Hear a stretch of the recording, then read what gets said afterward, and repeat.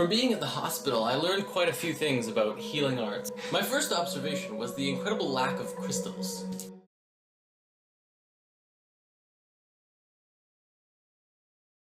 I noticed that too. You fix your body, that's one aspect out of your whole being. You still have your mental. You may have fixed your broken leg bone, but have you healed your broken spirit bone? No. That's what you need the crystals for. This is the type of thinking that directly leads to people dying as well as the Christian. Oh no, 100%. People like this are morally repugnant. I really don't care how much of it is a grift or how much of it is sincere. Go to therapy, walk into traffic, I don't care. I hate this bullshit. I hate the meta-superstition. I hate the metaphysical whatever.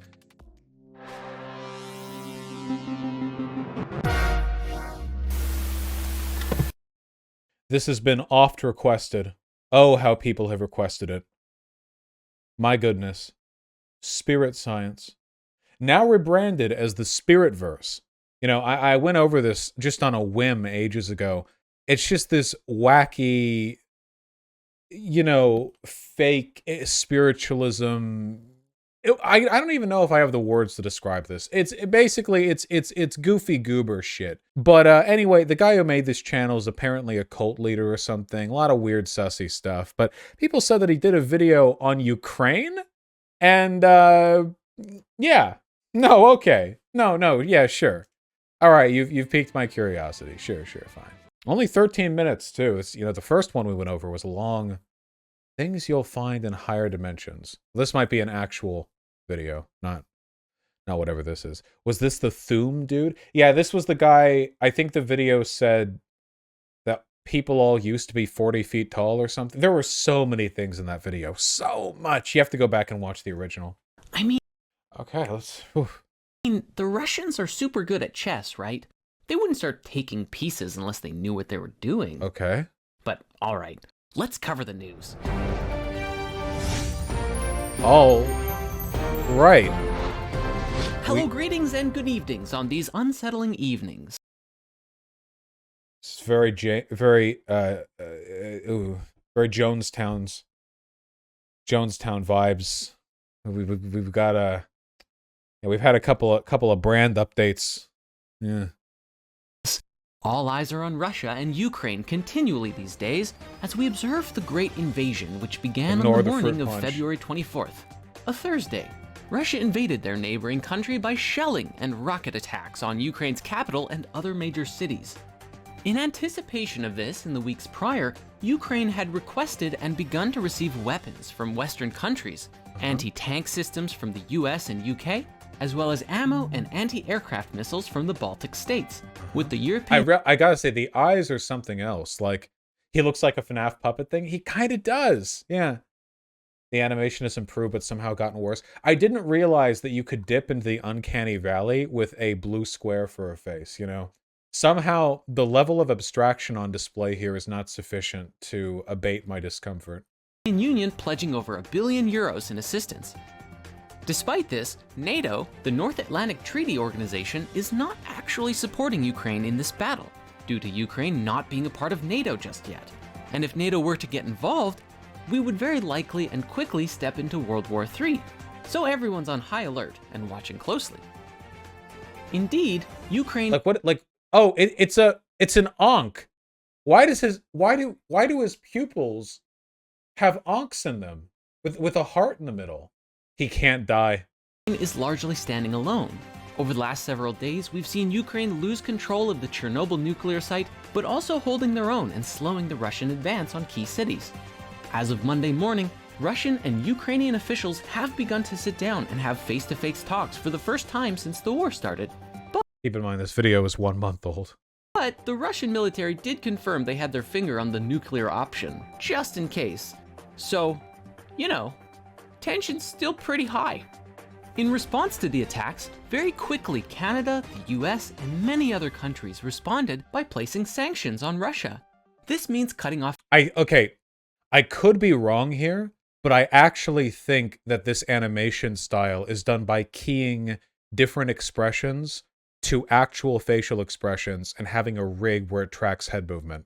Because the animation of the head and everything feels like it's like a VTuber. It's a VTuber rig, basically. Though a little more complicated, I think, than like a... Well, no, it wouldn't be more complicated. It would just be that instead of having transitory 3D elements that move when you change your expression, it just shifts between 2D frame states. Okay, I think I get that. Yeah. VTuber rigs are more complicated. Now they are. I remember VTuber rigs looked like garbage 2 years ago. You know, they like that just shot up. VTubing is really, really new. Yeah. And many other countries responded by placing sanctions on Russia. This means cutting off trade with Putin, which hurts the Russian economy, though some reports are saying that these sanctions also negatively affect those who are placing them. Putin brushed off these sanctions nonchalantly and fired back at the West, calling them an empire of lies. I guess his thinking is, sure, he's violent, but at least he's honest about it. But even back home for Putin, there's trouble brewing, as not all Russians agree with Putin's war, as a fringe minority seem to have appeared in Moscow and other cities protesting the attack on Ukraine. You know, the framing so far is actually pro-Ukrainian, which is funny because that means that Spirit Science has a better take on this so far than most of the online left. Ukraine. But the authorities were having none of that. They quickly cracked down on critical voices, with many videos appearing of Russians being arrested on the streets in Moscow. The Russian government has since put out statements now reminding citizens that unauthorized protests are against the law. So wait, how does one get their protests authorized? It's a trap! Sure seems that way. What do you think? Who's the good guy here? Everyone thinks they're the good guy. What? The real question is, who can practice truth, love, and authenticity the most? Wait, here we go. The Tao Te Ching says that whoever doesn't have an enemy will surely win in a battle of opposites. It's also in the Bhagavad Gita. Arjuna won in the end because he fought with God and love in his heart. Wait, he won against God? Wait, I gotta read the Bhagavad Gita. That's badass. Fought with God. Oh, is it fought with? Like alongside? That's less cool. That's like cheating. You didn't even do anything, like God did stuff. Okay. Okay. It's like the mimic tier in Elden Ring. But of course, there's a much deeper story happening here too. Here at Spirit News, we believe in unity consciousness, and so we're going to attempt to look at all sides of the stories and illuminate a bigger picture about what is going on. Let's see what everyone is saying about this event in an attempt to find a higher truth. To be clear, this is not to condone any of the violence or war, nor to take sides one way or another. Oh no. Now, most Western sources paint Russia as a bully on the playground, which might be completely true. It says just a mean guy. Russia says that they are trying to demilitarize Ukraine, putting an end to a serious and widely unreported war that has been growing for 8 years between the two countries. According to the representative of Russia, for years the Western media kept silent on all of this, ignoring that more than 13,000 people have died in the Donbass, the easternmost part of Ukraine, as a result of this largely unreported war. Damn, I wish that hadn't happened. If only Russia hadn't sent heavy ordnance to and funded thousands of Russian separatists and given them direct orders to attack cities and conquer them and fight with Ukrainian security forces. Nice. Well. While Russia provided them with humanitarian aid, Kyiv besieged them by cutting off trade, finance, and even utilities.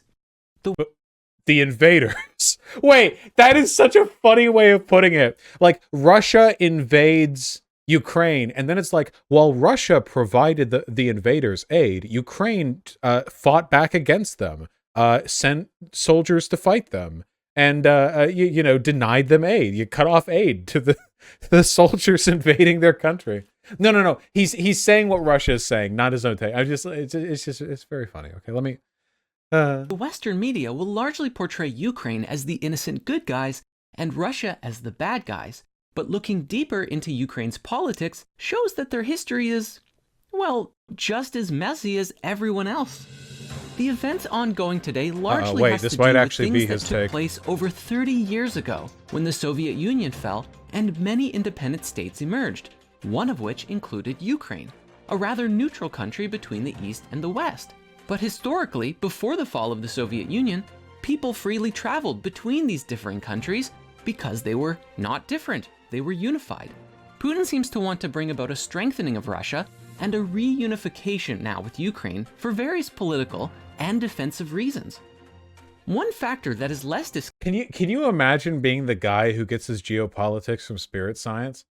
Like imagine meeting that person in the wild and you're talking to them about like Brexit or something, and he's like, yeah, you know, I oppose Brexit, you know, because the Hare Krishna, you know, line of spirit draws across the English Channel, and you know, did I say Brexit, and I don't want to disrupt that flow of energy, you know, or something like that. Discussed in the Western mainstream media is that ever since NATO and Russia were established after the Soviet collapse, NATO has slowly but surely broken many past agreements with Russia. No, wait. No, hey, hold on. No, it hasn't. It broke 0 agreements with Russia. I can't believe I'm debunking the political... Not debunking. I can't believe I'm arguing against the political text. Because he's saying this is Russia's perspective, but I don't know how much of this is being presented like critically or whatever, or if he's going to presume like counter-arguments later. And expanded to include a larger number of countries, slowly moving closer to the Russian border over 30 years. And there have been many talks with Ukraine joining them too. But this, to Putin, feels like a passive-aggressive play of slowly moving towards his side of the chessboard, but never actually making any attacking moves. Now, of course, this is ultimately predicated on the idea that NATO is or could be a hostile enemy towards Russia in the future, which of course NATO would deny. But if we look at how Putin is feeling about it, and feelings are important, it kind of feels like one of those situations you see in movies, where there's a bully who's really mean to another kid, but never actually throws a punch, and then after feeling emotionally abused for a while, the other kid goes into a violent rampage. And it's Russia's like the kid from A Christmas Story. I'm sorry. Then they're the one that gets into trouble. To be clear, I'm not trying to say that NATO intrinsically is a bully or even has hostile intentions. But we can see that they definitely have broken agreements not to... Oh, they had... No!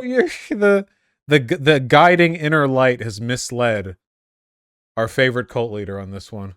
Expand, and thus expanded closer to Russia, and do seem to have an interest of being an even greater world power. We recently made a video called Decentralized Globalism about just this. Oh god. NATO may truly have an intention here to unify the world, creating a new world order with we have to watch that one after this. A one world government. So check that video out if you're... Wait, it's a defensive alliance. There's not even a superseding political body. Okay. Interested to go deeper. This just in. It seems that earlier this week, the Ukrainian president, Volodymyr Zelensky, was barricaded in his office in Kyiv and signed an application to join the European Union. It seems that the Russian aggression is naturally pushing Ukraine into the arms of another. And, apparently, Putin is now also shelling civilians. So, karmically, that's probably not going to go well for him. Dude, what's your take on the Russian invasion of Ukraine? Well, I gotta say, Putin's chakras are fucked right now, frankly. His heart, listen, okay, his heart weighs many times more than a feather, and it is not looking good. According to Western sources, Putin is attempting not just to topple the Ukrainian leader, but also secure Ukraine's capital and transform it into a modern version of a Soviet-style satellite state, such as neighboring Belarus. This is a month old, this video. They claim that Putin intends to reshape European security to suit Russia, and to put NATO on the back foot through his display of military force in Ukraine. Further, a wonderful presentation by Real Life Lore on YouTube also explained that energy is likely a large part of this, as Russia's economy is strong due to selling their oil to the oil-hungry Western countries in Europe. And Germany. Oh, we have a mad person in chat. I don't understand, why does Vosh pretend Ukraine doesn't block water to separatist areas? First of all, wait, when did I pretend that? Wait, yeah, they have. It's been a brutal conflict. In the Donbass region, when it began, I think Ukraine just had a couple of thousand soldiers. I mean, like, they had, like, nobody, you know? It's been a brutal constant battle. But, I mean, they've been invaded, you know? Basically, like, the separatist areas of Ukraine are occupied territory by the enemy. Like, you know, blocking water in that, it's not as though you're, like, cutting off a bunch of protesters or whatever. They were invaded. And NATO is objectively a defensive alliance. That is explicitly what it is. But Ukraine's sovereignty and even joining NATO could massively threaten Russia's strength in this area. And so Putin is doing whatever he can to stop this from happening. To use a chess analogy, it looks to me like there are two games that Russia is playing, whether or not you see NATO or Ukraine as playing along. In one, Ukraine could be seen like a pawn in NATO's game, one space from the end of the board. And if they move forward that one space, representing joining NATO, that pawn is promoted into a queen in NATO's military and a much bigger threat to Russia. That's how this works. We have mutually assured destruction. Nobody's going to invade Russia. The only reason these countries are joining NATO is because Russia's threatening them. In anticipation of that, Putin went for the pawn, and here we are. It's probably fair. But when he does that, if he does that, he just puts his borders up against Poland. Do you want a Russia-Polish border? Hey, raise your hand if you want a Russia-Poland border and also the end of the world. Does anyone want soldiers on either side of that line facing each other down? Fair to say, too, that Putin feels like that Ukrainian pawn was actually his piece. Russia's already bordering Poland. You know what I mean. Originally, so he might be feeling a little entitled here. In the second game, which Russia kind of forced Ukraine to play, it seems to be a fight for Ukraine's life and even sovereignty. But they have all been standing together to hold their own and defend their country. Ukraine does look a bit stuck in the middle of the whole thing, just trying to find out who they are. Because Ukraine is a... Yeah, the Russian-Polish border right now is fake. Nobody can convince me that this part of Russia is real. Okay? You can't convince me. I'm sorry. It's fake. I don't care. Call it Little Lithuania if you want, okay? I don't recognize it. I don't believe in it. It's not real to me. I don't care. This is Kaliningrad erasure. I am erasing Kaliningrad, okay? This is Little Lithuania now. Thank you. I actually don't know anything about the geopolitics of this little region. Listen, okay, I just don't want this border. Melting pot. Hey, Dylan. Cultural diversity. Hey, Dylan, my foreign policy expert. We're getting the scoop on the Russia-Ukraine situation from Spirit Science. In a really beautiful way, and has people from both Russia and Europe living there. And these are people who love and care for each other and want to protect each other. In this, Ukraine seems to represent a sort of unity consciousness between the East and the West. But a house divided against itself cannot stand. But alas, they are standing together. While from the outside, NATO... What does that have to do? That's a Lincoln quote. What does that have to do with... Okay. Forces have military posted all around the country, but for the time, they're not going to fight. Which, as we discussed, big booms everywhere, probably. Indeed, it is a time of great stiffness and attention, and many hold fear around the potential of a greater war. Fear, recently identified as an even greater virus than COVID, keeps us stuck in our patterns and lock us into habits of thinking that compel us into limitation and suffering. Today, we stand at another crossroad, asking ourselves, how far will humanity push things this time? But if we allow ourselves to be consumed in this fear, we miss out on the bigger picture, which might just be that Russia is specifically targeting US bioweapon labs, just like the one that made COVID, which are based in Ukraine. Oh no! A Twitter user put the story together and then was quickly banned from Twitter outright. So, because of that reason, I don't think I can go into it anymore without... No! we were doing so good. It was almost sane. probably having this video taken down. But wait, there's a bigger picture too. For most of us, we're sitting here watching the whole thing unfold. Of course, there are people on the ground getting hurt and killed, and things are really intense for many people right now. But for most of us, I don't even know. Listen, guys, okay. Is the US developing bioweapons? Obviously. And they're doing it in the United States. Why, if we were developing bioweapons, would we ever do it in countries that are in constant threat of invasion? Like, Russia's been invading Ukraine for 8 years. You think the US would be like, oh yeah, let's just put our highly illegal, internationally delicate, sensitive... Wouldn't it be funny if we did our bioweapons research in the Kashmir region? Hi, I'm President W. Bush, and I'm putting our top secret illegal bioweapons lab in Tibet. What the fuck's... Why would they do that? It's probably it's in Nevada or something. It's underground in Nevada. We're not okay. Us around the world watching, we have an opportunity to check ourselves and see how we're choosing to respond. The Korean demilitarized zone. You have South Korean lab workers who are carefully tracing a path around the landmines every morning and night to get to and from work. Fear stops you from stepping fully into your inner light, connecting with your higher self, and creating true peace and lasting freedom in your reality by the virtue of your clarity of mind, peace of emotion, and graceful action.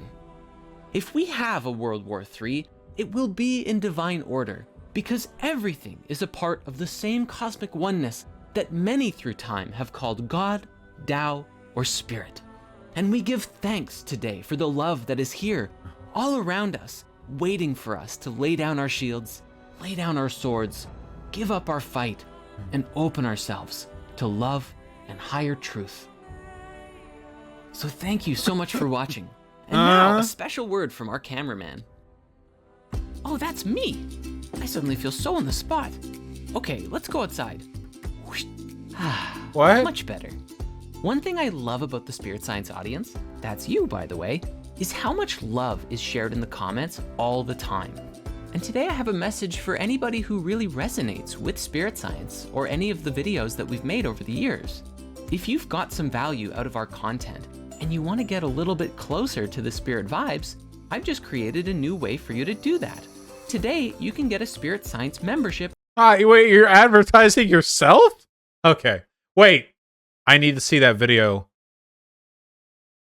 Oh, it's literally the last video. Decentralized global. The new Aquarian world order. Oh my, we see him in the real world. If you ever have doubts about an Illuminati global control agenda, just remember Fuck, he's cute. No wonder he was able to run a cult. That many years ago, Walter Cronkite, the most trusted man Okay, in America, wait. I'm just gonna hold on. Okay? This is incredible. He's just wearing a hoodie, but it's like clearly a cultist hood. Like a normal hoodie's hood is much thicker than that, you know? It's basically just like a semicircle that you pull up over your head. This is like cultist drapery. You see what I'm talking about with like the type of the head wear? Like you could pull that forward and it would be like the cultist hood. You know what I mean? Oh yeah, Dylan. DM me. Yeah, we should set something up for sure. I think it's really awesome the work that you've done. Once said this at a World Federalist Association meeting. Pat Robertson has written in a book a few years ago that we should have a world government, but only when the Messiah arrives. He wrote, literally, any attempt to achieve world order before that time must be the work of the devil. Well, join me. I'm glad to sit here at the right hand of Satan. When I Based. first saw that clip, it got me thinking about everything that's going on right now. From the micro to the macro view, what we're experiencing in our day-to-day, and the big picture of our evolution as a species, over not just this next decade, but the next 100 and even potentially 1,000 years. It's okay, Marcel. I still love you. There's a dark part to this story. Am I having Dylan on tonight? No, I don't. My cough isn't reliable enough yet for me to feel comfortable talking to people. But soon, like probably within the next few days. We also have the What If Alt His debate coming up, and there's a podcast that I'm going on. I'll release more details soon. And there's also a very light part. And this video intends to illuminate them both. Enjoy, and I'll see you at the end. The New World Order. Okay. Whether you believe in it or not, fear it or revere it, it's coming. The transformative changes to technology alone have ensured a new reality for all of humanity to share. But as for the end result, in terms of what it looks like, do we actually... Hey, fear it or not, I'm just here to give you a neutral assessment on the situation. Pay no mind to the design that I've chosen for these triangle-headed skull cultist figures puppeteering dolls as they reach towards you menacingly. I'm just here to give you the take. In the outcome? You're likely aware of the numerous conspiracy theories surrounding the deep state, secret government, or Illuminati, who are believed to be facilitating all of the world events, orchestrating society on a phenomenal scale by influencing the most elite from the most powerful nations of the world. These people are believed to make up a secret society who for generations have slowly steered the direction humanity has gone, using wars, censorship, pandemics, and terrorism. Well, hold on, wait. We need to break this down. We're on real spirit science territory now. Okay. First of all, I just want to say, in the same way that believing America is responsible for all the evil in the world is basically just reverse American exceptionalism, being a big conspiracy theorist like this, I feel like is a kind of reverse liberal meritocracy belief.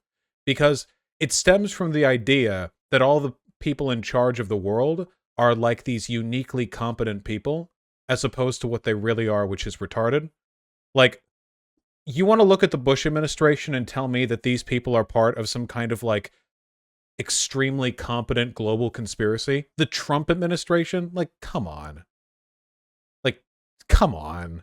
Jesus. Like, we have social media. We can look online and see that all the powerful people in the world are mediocre and have, like, daddy issues. Okay? We don't have to... It's not subtle. So, to believe, like, what conspiracy? What world order? Okay? People... Look throughout all of human history. The most powerful people on Earth can barely get their own shit to work. Like, look at the Roman Empire. Look at the Holy Roman Empire. Look at the Constantinople. Look at the Byzantine Empire. Like, even when there is genuine, uncontested domination of a space, things still fall apart all the time. Like, if you want to take a look at, like, hegemony, the Roman Empire was a hegemon. Nothing else even came close. And then it fell apart. Like it's like you can have all the power you want. You can't stop entropy. Humanity has gone, using wars, censorship. I like how the picture for censorship is the Facebook guy, and not like any actual real world examples of censorship. You know, we don't want to go with like McCarthy or anything. Like that's what we're going. Facebook. The platform that is generally quite liberal with its moderation policies. Okay, yeah. It's like the least censored social media platform of like the big ones. Okay. Pandemics and terrorist attacks to finally reach their goal of creating a one-world government. Presidents and political... And also, if there was genuinely a global conspiracy, why would they need a one-world government? Like, at all? Isn't it tried and true, the idea that manufacturing conflicts within a fake group of divisions is more effective than just having one brand? That's why, like, there are a million candy brands that are all owned by different companies, but all those different companies are owned by the same mega company. Like, the illusion of choice makes people more contented than the truth of uniformity. Why would they want a one-world government if they're already in control of everything? Like, why would that be? Why would that be better? Leaders have spoken of the New World Order on numerous occasions, and the summit of world billionaires at the World Economic Forum have rolled out with their intentions for a foundational rewrite of society called the Great Reset. I know this conspiracy. All right, let's go. The word that gets thrown around often is globalism. Globalism can mean different things to different people. At a neutral level, it's an ideology based on the belief that people, goods, and information ought to be able to cross national borders unfettered. Based. However, politically, it's considered a policy in which the entire world is regarded as the appropriate sphere for a state's influence. The term is commonly used in a negative way, addressing the one world government that Walter Cronkite mentioned at the beginning. It's a little like the empire. I was just thinking, if they cut to Hitler, that'd be funny, but this might actually be funnier. Okay. In Star Wars. But again, Illuminati or not, over the next decade, new social systems are being implemented that will foundationally influence how we live our lives. What happened to their neck? Whether it's traveling internationally, oh, holy shit. Is that a Vosh reference? Or just going to dinner, the structure of society itself is being rewritten, and the pandemic is the means by which these changes have been initiated. Why are they always so vague? What changes? What are we talking about? Just so you guys know, the Great Reset is a term that's been bandied about by some neoliberal fucks, and basically the idea was like, hey, since global trade is being slowed massively by the pandemic, maybe this is a chance for us to reassess, like, what elements of global capitalism are beneficial and which ones aren't. It's basically just standard neoliberal ghoul shit, but it has nothing to do with, like, a broad, like, global political shift. It's literally just like, it's basically just like a marketing team putting like a glitzy PR term on, hey, let's take advantage of the current situation to continue with capitalism. But if you don't like capitalism, that's fine. But like, it's not one world government thing. It's literally just like business as usual. And by the way, the Great Reset thing, it didn't happen. Global trade is already back up. COVID's not over, but the slump in trade is abated significantly. It's like, it didn't happen. Everything is the same, just slightly worse. The way it always is. And it's only going to keep on going. Systems are the foundation. Yeah, the brief period of time during which the Suez Canal was stuck was like the one chance the global elite had to bring about a new world order. And they missed their chance. Foundation of human society. Whether it's financial systems or communication systems, technology itself is a reflection of our imagination given form in the... Holy shit! Stuff we create is a reflection of of what we want to create? What? The things we build are reflections of the thoughts we have about that which we wish to build. Really? Creation of systems to help us live. And today, there are supportive and detrimental systems that we live by using these technologies that we've made. We must see that many of them are out of date and are growing ready for a deep renewal, whether we like it or not. From education systems to factory farming, or the financial systems that we use, they're incredibly delicate. What? Mostly because of the use of fiat currencies. Okay. Money that is not tied to any valuable physical resource, such as gold or silver. Fiat currencies come with rising inflation and interest that also... As opposed to before Nixon, when we didn't have inflation. That's right. You see, from 1776 up until the 1960s, there was no inflation of the US dollar because it was backed by the gold standard. And then, only after it was taken off the gold standard under the Nixon administration, then we had inflation. That didn't happen before. Also keeps the debt-based system growing indefinitely. What? Wait, what? Wait, no, what? No, it doesn't. Wait, we were accumulating national debt back when we were backed by the gold standard. That's not... The Great Depression happened when we were under the gold...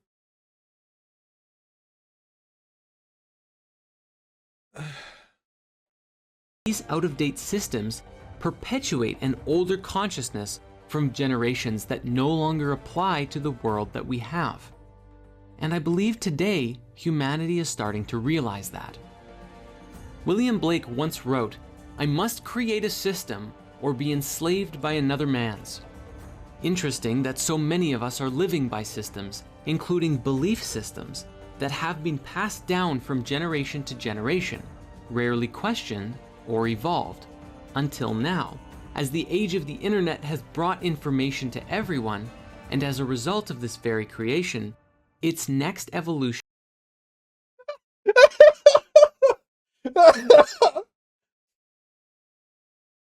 Yeah, most Twitter schizo posters don't make a 17-minute animation, okay? Appreciate this shit while you can... is creating one of the biggest shifts in personal wealth that the world has ever seen. Now, this might seem on the contrary to the control agenda that we've spoken on. Wait, hold on. Bitcoin hasn't led to the massive shift in wealth. It might in the future, but not right now. Second of all, why is the duct tape Facebook? Okay, has spirit science been banned on Facebook, and since then Facebook is just their go-to analogy for censorship? Is that why they were just banned from Facebook, and now, like, anytime it's the duct tape over the mouth, it's like, it's Facebook duct tape, yeah. Okay.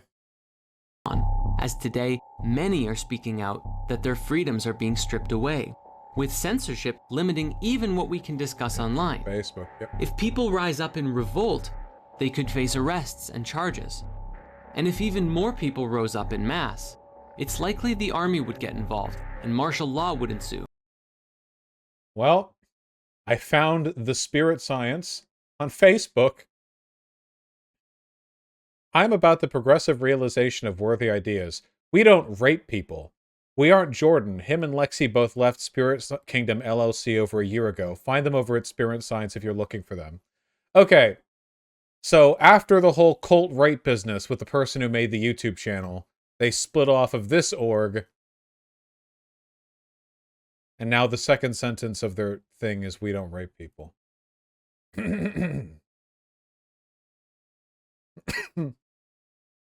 Well, okay.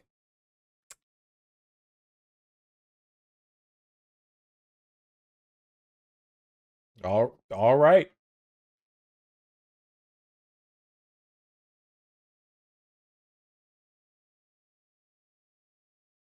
Jordan D, the spirit science guy, raped his girlfriend. Yeah, I think I remember that. My root chakra is destroyed. That's fair. I destroy other people's root chakras on the nightly. Fuck. All right. People don't generally want that. And while protests are popping up more and more these days, with people growing dissatisfied about how things are, the vast majority of people often stay Guys, I'm kidding. You think I'm going out on Tinder dates with this fucking ear condom? in their lanes, keep their heads down, and pray that something changes for the better. Wait. Keep your heads because they were closing? Lanes, keep their heads down. Keep their what? Keeping your head down means that you're trying to avoid some kind of consequence by not participating. This is just compliance with... Okay. And pray that something changes for the better. And those prayers, from what it looks like, may have been answered. Emerging from the depths of society and developed around the world, almost as if an immune response from the collective, we have a new technology emerging. Okay, well, okay, wow. We really are just full on doing the crypto show. All cults are like, it's all like a maelstrom. Called the blockchain. You've probably heard about it. People are starting to recognize it for what it is. Oh no. Not just a new form and method of currency, but a digital and decentralized means. Yep. Where is it? Where's the crypto shilling? Where's your coin? You gotta have one down here. Holy shit, that is a long bio. It says hidden spirituality. One. Yep. Oh, it's right at the top. Support spirit science with crypto. That's right. Yep. Means of exchange. A platform of decentralization that allows for varying degrees of systems to be created that are free of the issues of centralization. This technology, however, is not just a form of online exchange, because in a way, it's becoming the backbone We need to start putting Thorazine in the water supply. We need to start putting cyanide in the water supply, okay? I'm tired. I'm tired of this. I'm tired. And also, I do appreciate the potent irony, given the fact that Bitcoin, cryptocurrency, and Web 3.0 have been almost completely hijacked by Ponzi scheme grifters and like financier venture capitalist multimillionaires who just want to make a quick buck off the hype they can generate off of a new and fairly inscrutable kind of prospective investment. You know, like, imagine being like the big karma, spirit science, return to tradition, unlock your root chakras guy, and then like, yeah, bro, let me, like, just imagine a guy who is really into spirit science so that he can balance his atom ions and his chakras, and also watches crypto bro stock trade videos where he wants to maintain his diamond hands by holding on to the crypto. Like, how do you... Of a new kind of internet, Internet 3.0, a somewhat decentralized internet that combines the on-screen, the AR, and the VR together. And it's going to explode out on us like you wouldn't believe. The question is, how will it be adopted by society, by the governments? How will the decentralized and the centralized merge together? Can you see that incredible video from Folding Ideas where I learned that the cost of making a transaction over Ethereum can be like hundreds of dollars? Like, if you want to buy anything at all using crypto, it's like they can only process so many transactions at a time, so it's a bidding fee. You literally bid for the right to pay using any kind of cryptocurrency, and the price can be hundreds or possibly thousands of dollars. That is remarkable. Or affect each other. The faster we go, the more messy it will be. But if we create a pathway of transition, 50 to 100 years, then it may be more gentle than if everything shifts in only the next 10 years or less. But while faster may be more deadly, it also could be far more efficient. So he's literally just ripping off the designs from Inside Job. I didn't see this, by the way. Is this any good? I think I saw one joke from one of the trailers that looked halfway clever. Is it any good at all? Decent? Okay, it's decent. So wait, literally it's just like we're just plagiarizing.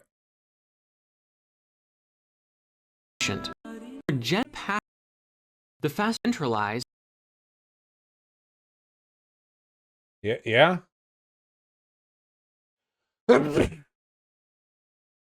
Okay. To only the next 10 years or less. But while faster may be more deadly, it also could be far more efficient. We are talking about reconfiguring the financial markets of the entire world here. And this is not a small task. But see, this video isn't necessarily about finances or crypto. Yeah, I wanted to learn about the new Aquarian world order, you asshole. Come on. But those are a part of this conversation. Moving in the direction of new systems that are universally designed is great, because the world is more connected than ever thanks to technology.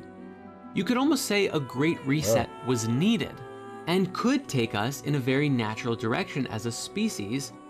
That is, if the power was shared, at least to a degree, if we had a more decentralized world. This is not to say that we'll have to dissolve nations and borders to make this work. Oh, sorry. No, sorry. My bad, spirit science. Unlocking your chakra to connect with the inner god and discover the 7 divine sounds of the golden trumpet. It's totally achievable. Getting rid of borders. What kind of ridiculous magical nonsense is that?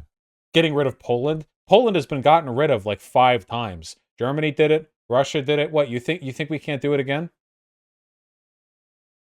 Who knows what that's going to look like in the future? But for all of us to become global citizens... Keeps coming back. Poland is like a keloid. Okay, you can get rid of it as many times as you want. It'll just keep popping back up in same ish place. World people. What kind of evolution of consciousness would be required for humanity to see that reality come true? We are entering the age of Aquarius, after all. And that means for the next Aquarius. 2,000 years, we get to learn what it means to be humanitarian and connected, and beautifully unique unto ourselves. Drawing wisdom from the Hermetica, Hermes specifically teaches us to let necessity follow its course, and saying that the universe won't be complete until mankind plays its part. Hermes also states, though, that part of the human path is to do all kinds of crazy and messed up things. And that's part of how we're supposed to learn who and what we really are. Imagine promoting cryptocurrency in the same video where you're complaining about oil, which is... Okay. We learn about the soul spark lights we are by the shadow that we cast. What's wrong with this? Take it's just World a port. War II, for example. Humanity grew from this global event. Countries evolved and matured, and we learned some pretty big lessons as a result of the horrors from the past. What lessons are we learning? That says the real World War was the friends we made along the way.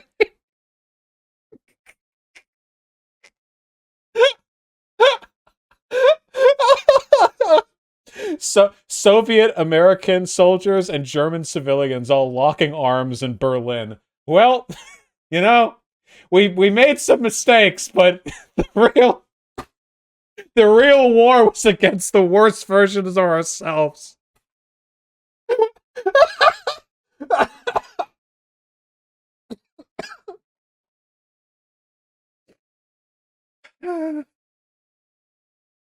Today, in this we can imagine humanity like a pendulum, swinging back and forth.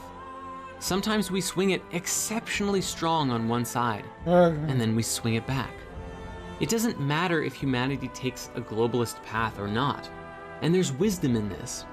We are like children in the scope of our human evolution, and so much higher to climb to become citizens of the universe. And no matter what path we take, we're going to mess it up. Roosevelt, after the Battle of the Bulge, was won by the Allied powers. You did a genocide. Listen, Germany, you did a genocide. You did an ethnic cleansing. You did a global war. You did an anti-Semitism. You did a no growth. Okay? Very disappointed. What? Why did he have to bring up World War II? Why? Why? Why? Like, we're doing this whole ephemeral spiritualism bullshit. And it's like, you know, this hippie mumbo jumbo is exactly like the Second World War. Just bring up the Holocaust, dude. Just do it. Just show pictures of Auschwitz. Just make the comparisons, okay? I'm ready for them. Hit me. That's the key. Especially when it comes to learning as a whole species, we're going to keep learning, and we're gonna keep failing and learning from those failings over and over until we learn how to get it right. If we collectively can agree to learn first and evolve together, then we can break the cycle. What's the anime where all the countries are all the countries are anime girls? Hetalia, right? Could you? It's like you've the Germany girl, and it's like a shonen bit where like they keep making mistakes, but they keep picking themselves up. It's basically framed like Naruto, you know, except instead of like every time Naruto betrays his principles or like fucks up or loses a battle, it's like another Hitler. You know what I'm saying? I've made a lot of mistakes, but I keep learning from them. And it's like point back, and there's like the ruins of like 8 Holocausts in your past. It's just, if anyone's not following why I find this funny, it's because the framing of this video is making it sound like World War II was a necessary component in the spiritual growth of the human species. That's explicitly what he's saying, actually. Which is insane. Which is absolutely psychotic.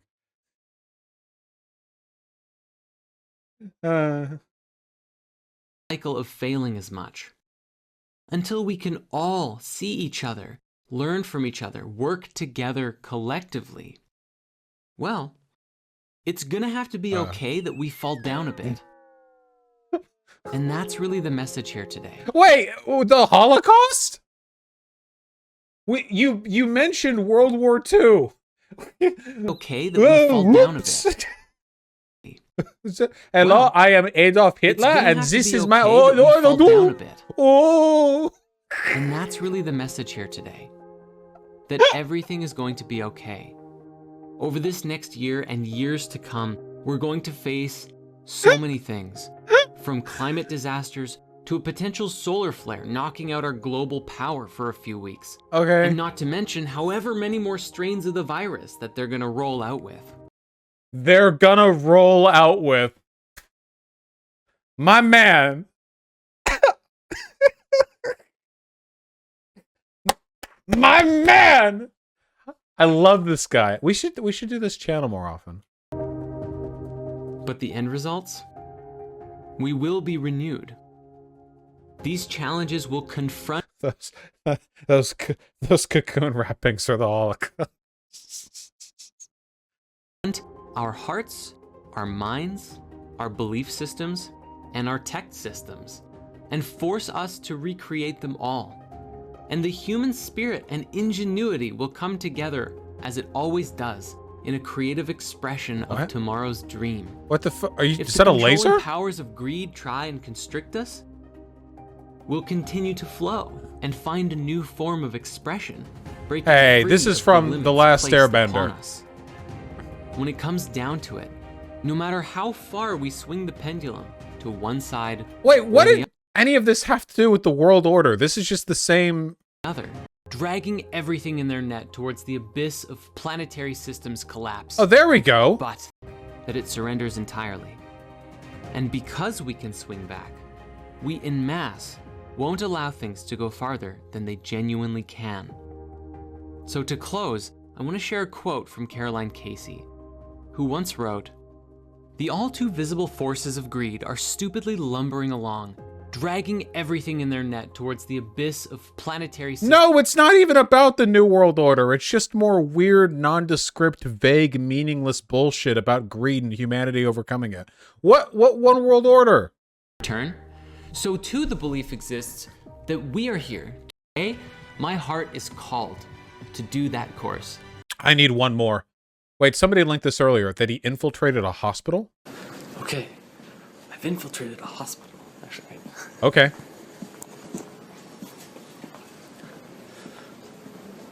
Okay, I've infiltrated a hospital to find out more about how this place works. What? I want to know what the modern society, what modern society knows about healing.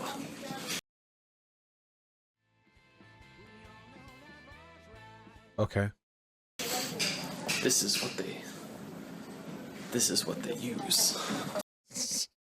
Internally, I have no fucking idea what this device is. Externally, so this is what they do.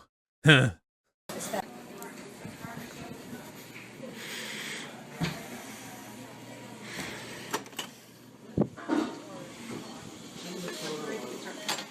My man?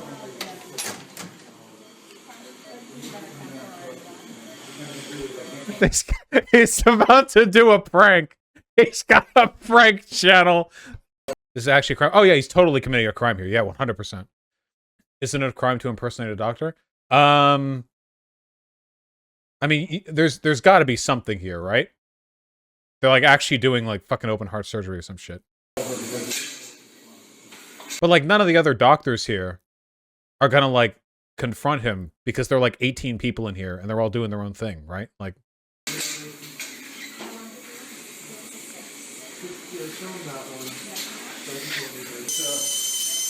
All right, well, we sure are watching a surgery. Yeah, he's not sterile either. He's just walking in here with his shit hands, his shit body. Imagine if this guy died later of an infection, and he's like, "What? We were so clean," and it's because this goober walked in here.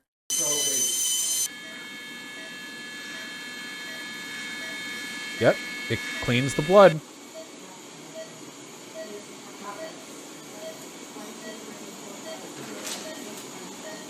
From being at the hospital, I learned quite a few things about healing arts and Did we learn? What did we learn? Do you know what any of that shit does? You have to have a doctorate, I think, to understand a lot of that stuff. It's very complicated. I like his shirt too. Shirt confirmation of the rapist allegations. And what modern society knows and understands about healing. My first observation was the incredible lack of crystals. I noticed that too. Crystals. Because it seems that we, as a modern society, have actually slowly drifted away from more universal, natural forms of growth and healing, and more of a technological-driven way of looking at things. Now, don't get me wrong, because this isn't a bad thing. Hospitals are great, because they're here to help and help heal. I think what most people are missing, though, is that healing has to come from yourself. You are the only person that can heal yourself. Yeah. This is very true, you know. It's very true. If you're shot and you're bleeding, it's a positivity thing. Yes, a doctor can cut open your brain and do some surgery and you know, pull out something bad, you know, treating the symptom. But for you to truly heal, has to come from within, has to come from yourself. Now, if I was, for example, to break my leg or something, and in the past I've actually broken my thumb, I would, of course, go to a hospital and get that repaired. That's what they do. The hospitals, it seems, are very good for helping the physical body repair itself. Now, of course, the self has to be the one to repair all parts of the self. If you fix your body, that's one aspect out of your whole being. You still have your mental body. Yeah, listen, you may have fixed your broken leg bone, but have you healed your broken spirit bone? No, that's what you need the crystals for. Yeah, if this is the lesson, like, oh yeah, dude, you know, hospitals are great for physical health, but you need crystals for spiritual health. Okay. Sure. Whatever. This is the type of thinking that directly leads to people dying as well as the Christian. Oh no, 100%. People like this are morally repugnant. I really don't care how much of it is a grift or how much of it is sincere. Go to therapy, walk into traffic. I don't care.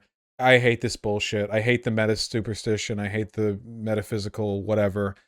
I mean, the fact that this guy in particular has been accused of his girlfriend and leads a cult doesn't incline me any positively toward, you know, like, I'm not going to be disposed towards a positive perception of this guy to begin with, but like, at the end of the day, like, this is just yet another reason why I absolutely despise superstition in all of its forms. You have to make arguments based on empirical evidence. Body. You still have your conscious self that you go about your day with and experience reality. So, apparently you had permission to enter the operating room. Here I go. Question 1. How did I get into the hospital? Actually, I went in with the film crew because the surgeries always get filmed. It was kind of like a freelance job with the guy I'm staying with because he actually works for a video company. And he was like, hey, do you want to come film surgery? Here's the big one, is where's Spirit Science Season 2? Come on! It seems like everyone just really, really wants... So it wasn't an act? He was just like faking the infiltrating? And it was just like, okay. That makes more sense because he didn't get arrested. By just repairing your physical body, wonderful, but you have to take the responsibility to fix the rest of you as well. Why does he have a weird accent in some works? That's another typical cult thing. Megalomaniacs, or people who have like massive egos who try to dominate people around them, will usually play with elements of their presentation and identity in a very fake way because they're trying to experiment with what they can do to compel others. It's a pretty common thing. I think the biggest thing that's missing, however, in hospitals today is the word healing. The healing process within the hospital. Stop. End the Are we still on a segment? Editors, stop. Should have ended this segment a million years ago. I'm doing another one. Were the Mayans ahead of their time? 1312 timestamp based 2 hours and 40. The Spirit Science Psychedelics movie. Guys, it's not even 3 hours. Guys, it's not even 3 hours. would have gone to the hemp industry. What we're really selling? Often and intensely, 4 to 8 hours. A heightened level. True. I agree with everything in this video. The vaccine convo nobody is having. Man, do I want to do COVID? How to destroy toxic beauty stand. Do I want to do that? That sounds fun, though. Wait! Demystifying Tantra, the secrets of sacred sexuality. Not even a contest. Sorry! Show me how to unlock that gussy, the god pussy. Hey. Me when I'm trying to convince the 8-armed tantric karma goddess that my human dick would feel good. Unsuccessfully. Hey there. Today let's take a step towards physical ascension and empowerment. Oh as yeah. we explore the esoteric history and world of Tantra. Yeah! You know, it's kind of funny. Despite the first texts of the Tantric tradition popping up in India around 500 AD and having a Let's learn about sex from the cultist. beautifully complex history filled with political, social, and spiritual revolution and empowerment, today, public consciousness seems to associate it with weird sexual rituals and some kind of cult of ecstasy or strange relationship dynamics. Which is only a very surface level understanding of this amazing tradition. Wait, what were the original people doing? They're just chilling. They're just chilling? Public consciousness seems to associate it with weird sexual rituals and some kind of cult of ecstasy or strange relationship dynamics, which is only a very surface level understanding of this amazing tradition. So strap in, because today we're gonna demystify the world of Tantra and Vajrayana, and you're gonna learn how the tradition is not only linked with revolutionary thoughts about independence and personal power, but also just how much it's radically transformed our understanding of Hinduism and Buddhism as we know it. I'm ready. Okay, you know how people talk about the Karma Sutra or whatever? And it's like, wow, they must have been really good at sex. I have another proposition to make, and it's that they must have sucked at it. People must have been terrible at sex back then. Even the most learned courtesans of the age must have been terrible compared to how we are right now. Right now, I can go online and find out how to fucking activate the prostate by punching a person's spine, okay? We have the degree of neurological and biological information we have accrued in the past 2 millennia is near, it's unbelievable. Frankly, I think that, like, if anyone today, like, if you could time travel back to any time in the past and, like, just for funsies or whatever, you would be outed as a time traveler for your witch-like sex abilities, okay? If you want that 1600s American colonial pussy, all right? Like, you're gonna, like she's going to, like, sound the town bell when you try to go down on her, okay? Like, you're not gonna, like, if you even touch the clitoris, if just anything, I mean, unimaginably, just so far gone.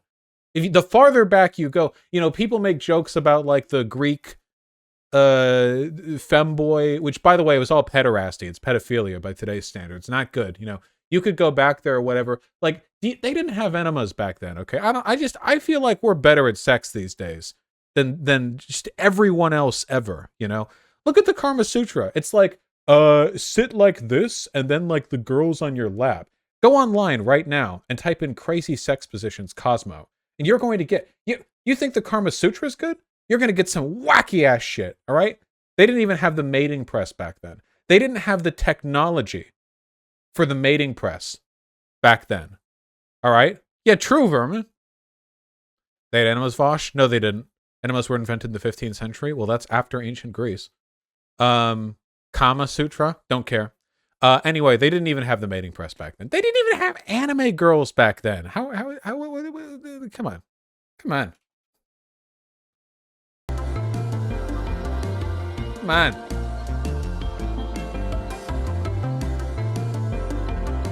Yeah, they couldn't jackhammer people because jackhammers hadn't been invented yet. Thank you, Sake Tanuki. Agree. Yeah, 100%. Before we get started, we've included a Tantric meditation in the description of this video for you to try out yourself. Oh, cowgirl? Couldn't have been invented till the 1800s, right? Just the guy always had to be on top before then. And then, like, 1864, and they were like, oh, she can be on top. Now, cows existed. Yeah, but cowgirls didn't exist yet. Because it's cowboy. The cowgirl. Where you can internalize some of the energies and mantras to work with your own root chakra and start activating your own internal Shakti force right now.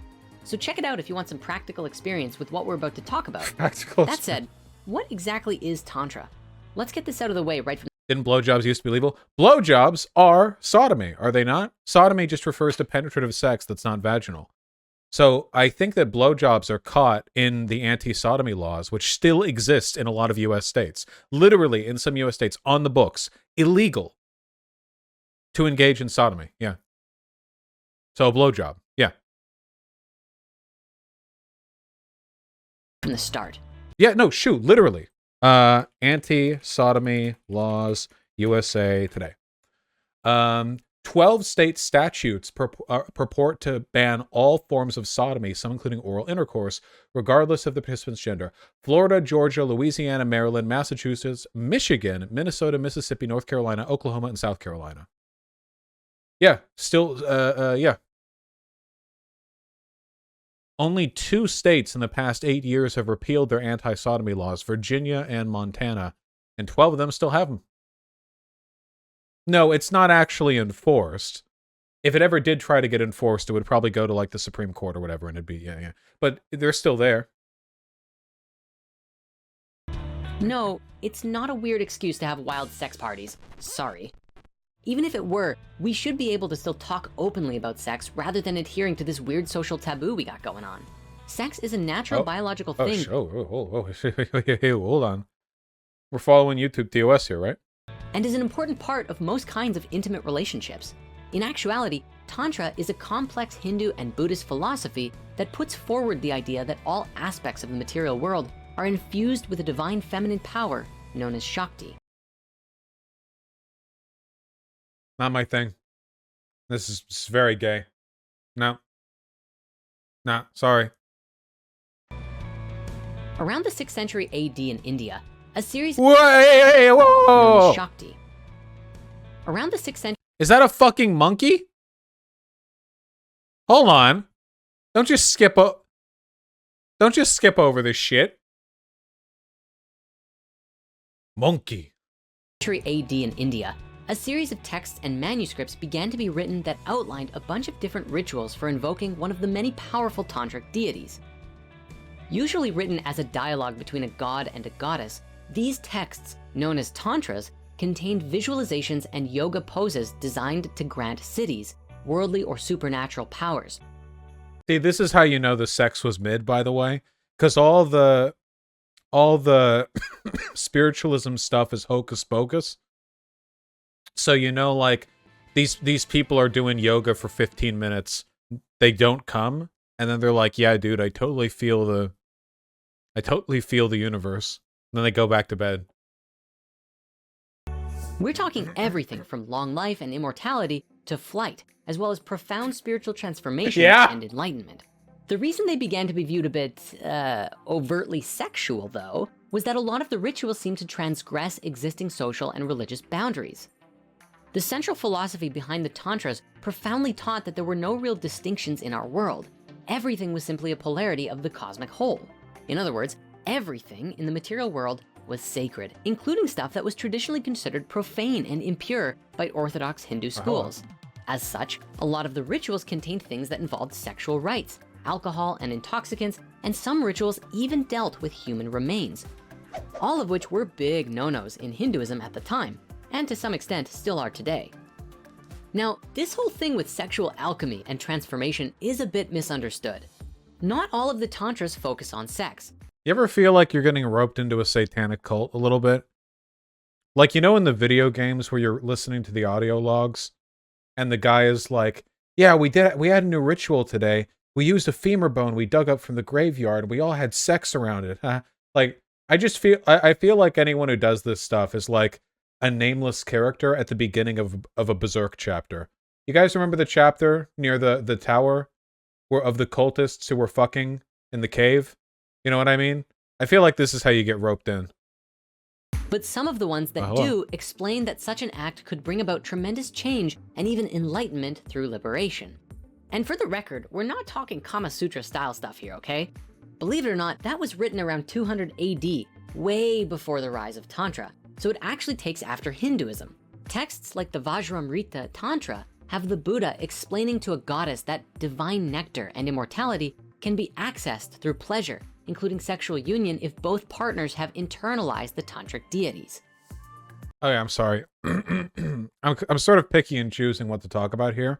I just want to say that looking at people from this angle makes me want to kill them and myself.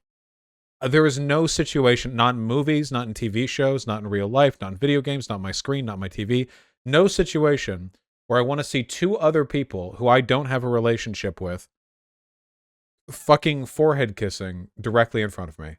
Including sexual union if both partners have internalized the Tantric No, Deities. I don't. This is where the whole deal has been super misinterpreted, since texts can be interpreted symbolically or literally, depending on the reading.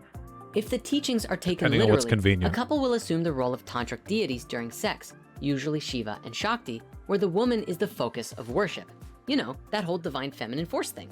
On the other hand, if we were to look at it symbolically, the text tells you to visualize the union of the deities within your own mind, where they usually symbolize qualities like wisdom and compassion coming together to bring ascension.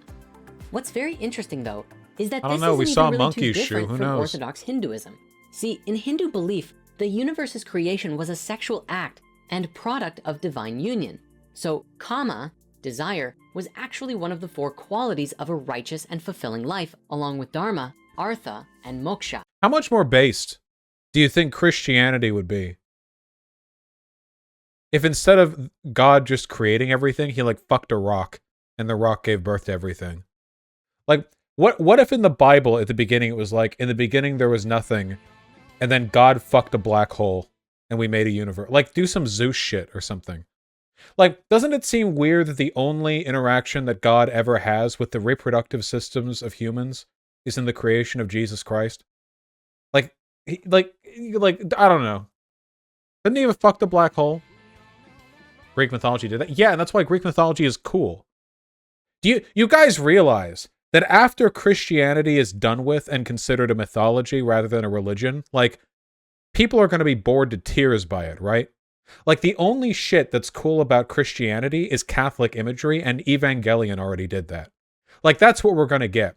We're going to get stories that have nothing to do with Christianity, and we're going to get, like, cathedrals and crosses, and that's it. Like, just some of the imagery is cool.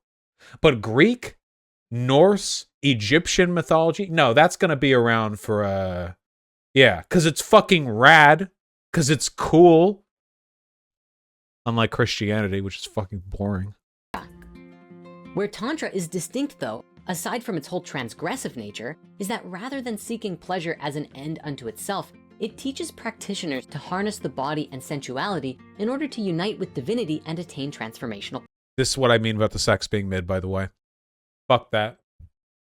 Hey babe, how do you like to have sex? Oh, well, I like to use tantric harmony to reach divinity. Oh, I like to come. Sorry. Nope. Power. Not gonna work. In tantric texts, women are said to be embodiments of Shakti, the divine feminine energy of the universe, which practitioners can interact with through sex. As such, the genitals were often a focus of worship during rituals. And I'm sure you can forgive us for not drawing that one. From the 8th to the 14th centuries, Tantra went through its golden age and was super popular, spreading throughout much of India and beyond, with texts being written all over the place and translated into tons of different languages. But what made it so popular and revolutionary? Well, to understand that, we need to look at the context in. Does this imply that gay sex is inherently against the spiritual woo-woo bullshit? Yes. This is, as is often the case, the spiritual essentialization of the male and female spirits does innately produce homophobia, yeah. In which it emerged. Now, India has a huge history, which is pretty awesome, so definitely learn more about it if you want. But as far as we need to know here, Tantra starts popping up after the Gupta and Vakataka dynasties collapse, which led to tons of smaller kingdoms appearing all across the map, which also meant way more art and culture coming with them. And of course, as you might imagine, when you have a new philosophy emerging that incorporates sex, enlightenment, and frickin' superpowers, you just know all the local rulers are gonna be like, gimme. And that's pretty much what happened. Subcontinent rulers became attracted to Tantra's promise of power, and public temples started being built everywhere, with Tantric deities getting incorporated into established pantheons. And what do we mean by Tantric deities? Well, deities that seem to be unique to the Tantra movement. I like the argument that these leaders would have allowed religion to spread within their borders because they personally crave that power. Like, that's such a that would be like saying that like leaders allowed Christianity to spread into their lands because they wanted to weaponize the glory of Christ. Like, no, it has to do with demographic statistics and population preferences and how to keep serfs from revolting. Okay. And are called upon most often during tantric rituals. One of the most popular gods was Bhairava, a kind of weird and terrifying version of Shiva. Long story short, according to the myth, one day the OG Hindu god Brahma got a little big for his boots and thought he could do Shiva's job better than him and started getting in his face about it. So Shiva did the only logical thing that anyone would do in that situation. He threw his fingernail at him, which then morphed into Bhairava and decapitated Brahma. Or like one of his 5 heads or something? Versions differ. Shiva then used Brahma's skull as an alms bowl while wandering over the cremation grounds. So metal. This is In what fact, Christianity is followers missing. of Bhairava often tried to emulate him in rituals, dressing up like him and carrying their own skull bowls and doing stuff in cremation grounds, something that's arguably still present in the Agori movement today. But while this may sound overly gruesome, or, you know, cool if you're into that sort of thing, it actually has some symbolic value. Not only does the myth represent Tantra's triumph over Hinduism, it's also symbolic of Bhairava's role in killing the ego. See, in the myth, Brahma only gets too big for his boots because his ego gets overinflated. So by cutting off his ego's head, Bhairava silences it. So Brahma is like, oh wow, thanks man. And they're super chill afterwards.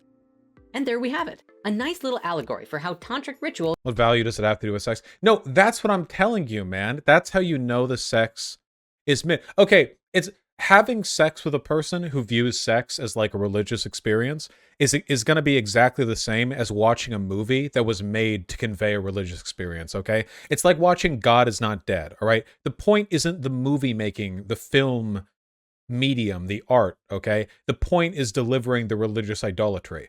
Whether you're using sex or videos or whatever as a medium, preachy religious bullshit remains bullshit no matter how it's being delivered. Sex is no different, okay? People make it out like sex cults would have been like super rad where people are like coming everywhere. That's probably not true. In reality, what it probably did was take something fun, sex, and then hook you on that. But then they start introducing rules and gatekeeping participation behind a bunch of like weird cultish rituals that had to do with pleasing or sating the founder or like, you know, doing some like ceremony shit that had nothing to do with actual pleasure. And then before long, it's like, yeah, this is our sex cult where like you get sex occasionally and 80% of the sex that you do have is about like carving shit into rocks or whatever. The introduction of religion to any medium of communication, whether that be sex or film or anything else, will always make it worse, okay? With the one exception being architecture.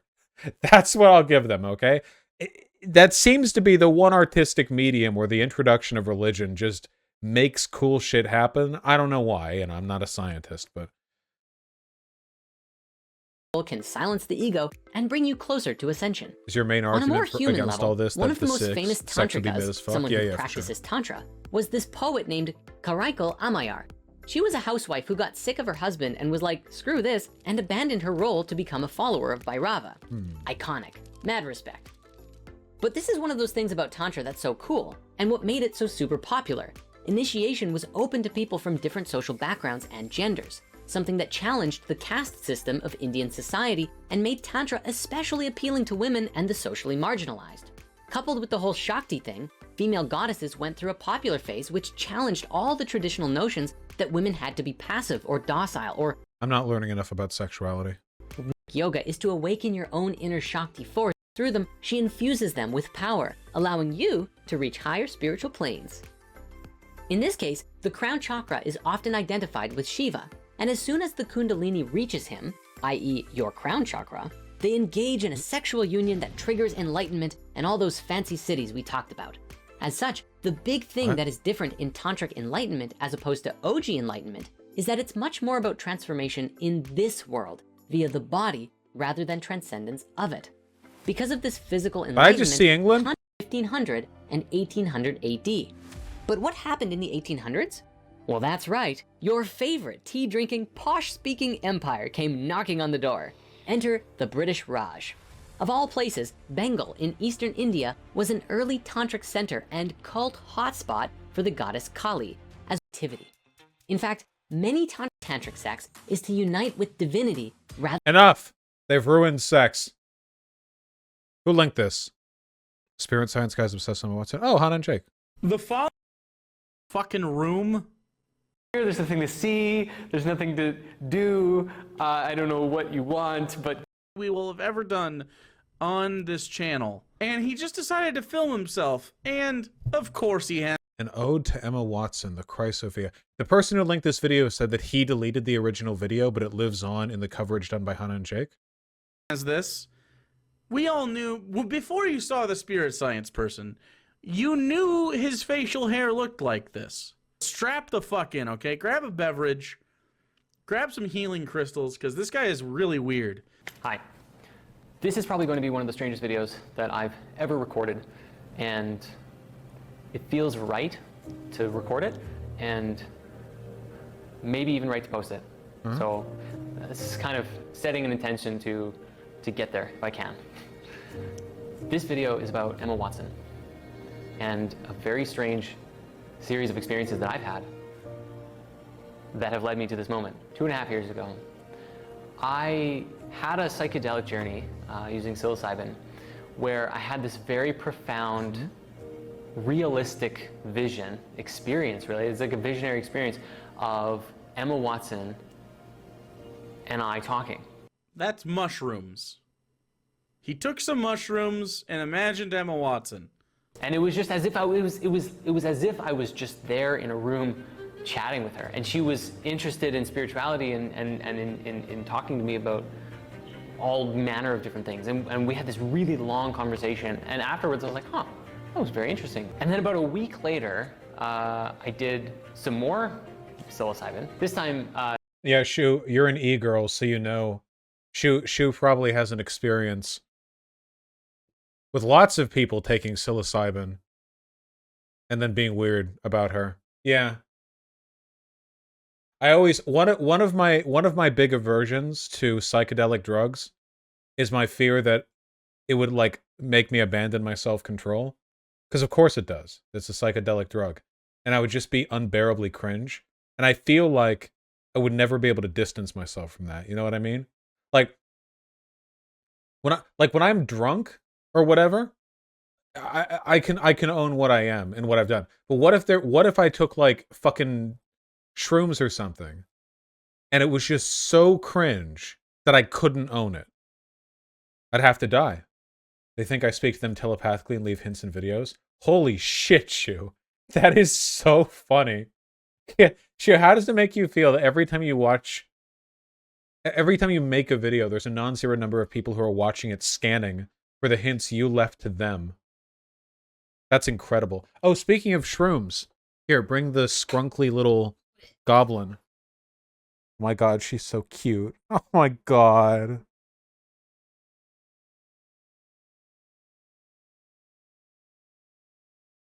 Yeah, it's me. Hello.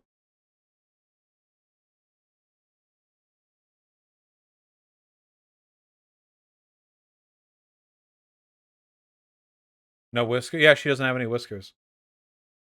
Yeah, what if we put your feet in a little bit? Yeah. Yeah, what if we fought? What if we battled? Is this what you want? I'm not holding her feet. She's just choosing to press. Yeah?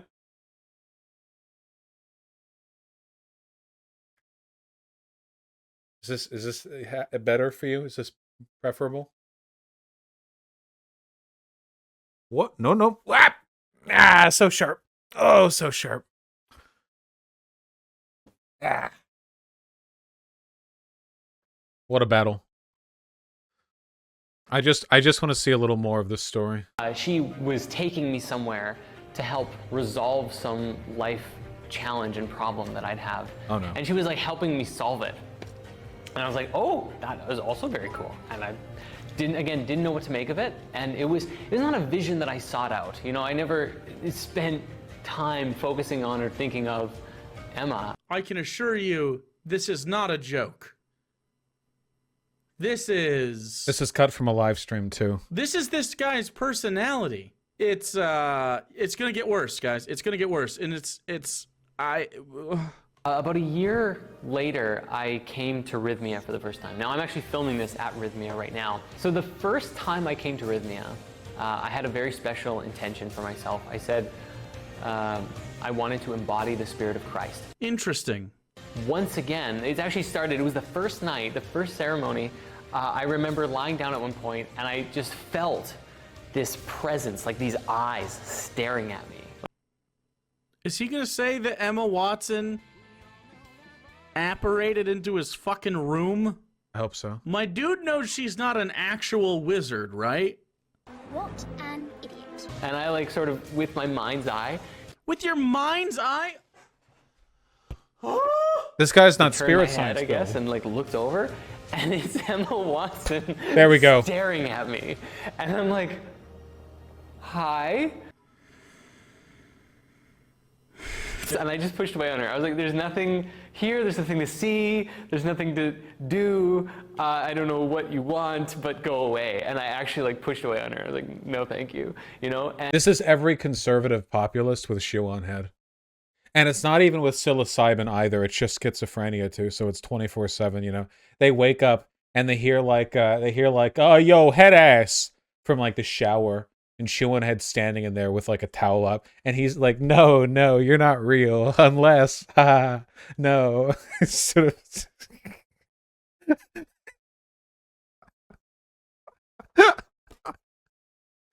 And that just happens like a dozen times a day, every day. I can't. We have to stop. We have to stop laughing. I have to stop. We scared off Shoe. And ironically, a sick haircut. Yes, sick as in disease. The issue with the Bible is that it's just not cool. Okay? There aren't any super-powered fights. There just aren't. Every time two big, powerful figures fight, it's over instantly. It has to be because God is a Mary Sue. Okay? Like, think about it. Think about Lucifer.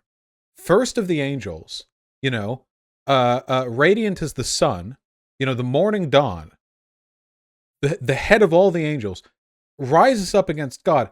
And what, is there a fight? Do God and Lucifer battle for 8 years? And then another 8, and that's why we have volcanoes? Was the Mariana Trench created by an epic karate chop that God delivered to Lucifer before he dodged? No! God just sent him to hell in a nanosecond. Because it's God. Boring. Fucking boring. Dude, God and Satan wage war for the souls of... Why? God could win instantly. Well, the humanity's job is to make good choices and the free will that we were given by Christ. But that's boring. All the cool shit. In the Norse mythology, it's like, well, why doesn't Odin simply defeat the forces of Ragnarok? Do you know why he doesn't? Because he would lose. That's badass. Hey, what if the gods are powerful? Why don't they just defeat the evil? Because evil will win. The Ragnarok they'll all die. They can't but God can just finger snap. But he doesn't, because you have to make the choice for yourself. Fuck you. Omnipotence is a boring character trait. Yeah, and then they did it twice. They did it with God, and then they did it with Jesus. And they can't even decide whether God and Jesus are the same person. Like, most of them believe in the Holy Trinity, where God and Jesus are separate but also one. But the Mormons believe that God and Jesus are distinct entities, I think. So it's like, they can't even, honestly. Also, like, nothing cool is even going to happen in the rapture.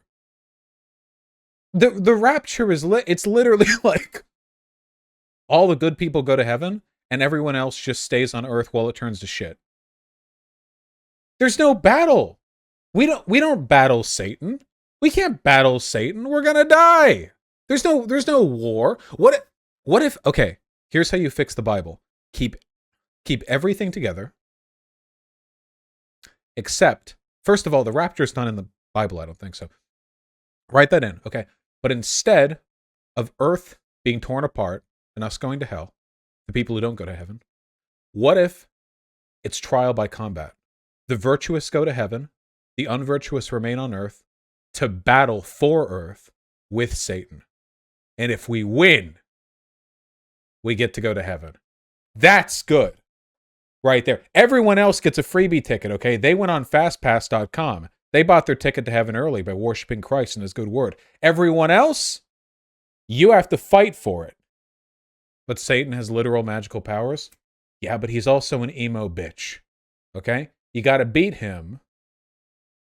Mind games. All right? Oh yeah, also Satan doesn't have nukes. That is true. Also, Satan ain't God. God is omnipotent. Jesus is omnipotent. Satan isn't. Satan affects the earthly world through envoys, avatars, and satanic corruption. God could snap his fingers and delete the planet. Satan couldn't. If Satan claimed to take the earth, could we fight him? He's the head angel, right? How mortal are angels? We have nukes. How many nukes can one angel survive, okay? I'm just saying, all right? I'm just saying. Listen, okay? All I'm saying is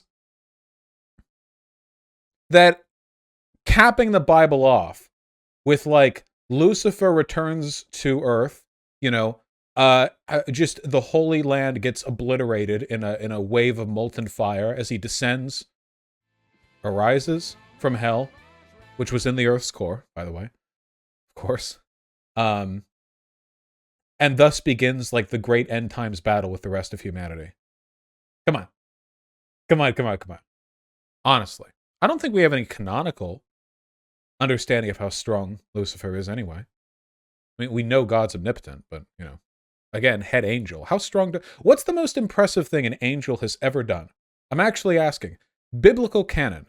What is the most impressive thing that an angel has ever done? Sodom and Gomorrah? They've slain entire cities? We can do that? Okay, what if that's the limit, though? They turned it into a pillar of salt, right? An angel came down and killed 180,000 Assyrian soldiers. We could kill 180,000 Assyrian soldiers. Also, how was the fight? Did they just snap their finger and it was over? Or was there, like, a cool battle? You know what I mean?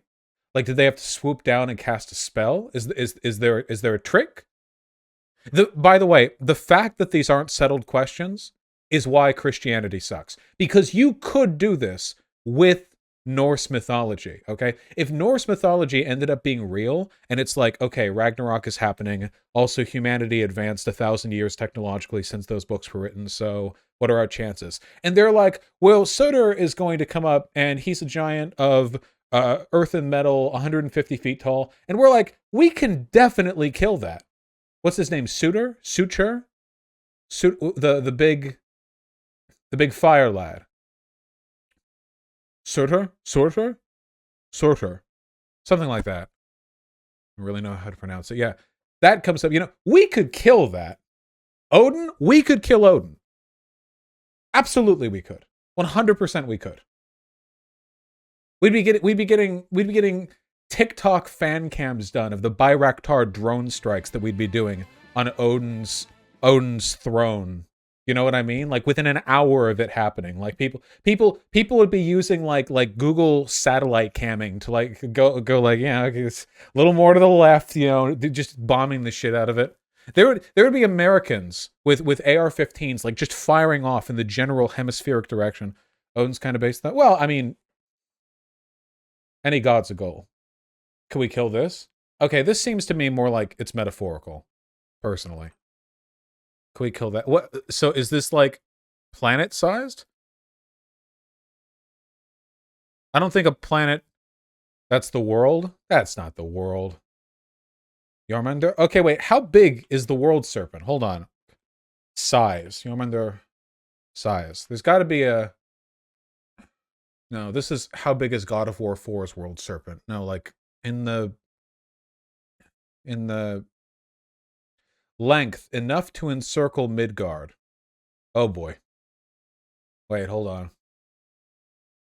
Midgard, Norse mythology.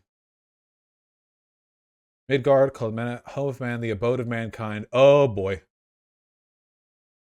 Oh wait, it actually is the circumference of the planet. Oh boy. Oh boy.